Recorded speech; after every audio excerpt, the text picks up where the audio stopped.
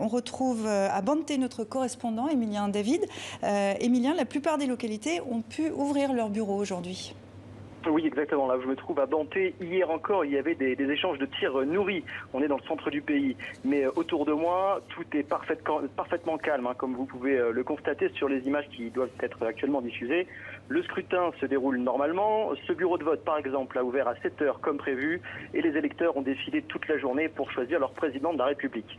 Mais pour que l'élection puisse se dérouler aussi calmement, après plusieurs jours d'affrontements violents entre l'armée et les manifestants, appelés aussi les chasseurs ici, un important dispositif de sécurité a été déployé.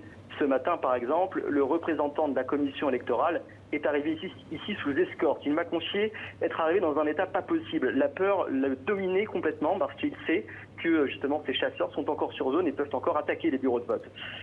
Donc ces derniers jours, à cause de ces violences, beaucoup ici pensaient que le vote ne se tiendrait pas à cause de ces affrontements. Donc aujourd'hui, c'est un soulagement pour une partie de la population, contente, me disait-elle, de pouvoir accomplir son devoir électoral grâce aux forces de l'ordre. Les bureaux de vote vont pas tarder à fermer, d'ici à 16 heures, heure locale, et les résultats seront, eux, connus dans la soirée. Émilien David à Bante, au Bénin, merci beaucoup.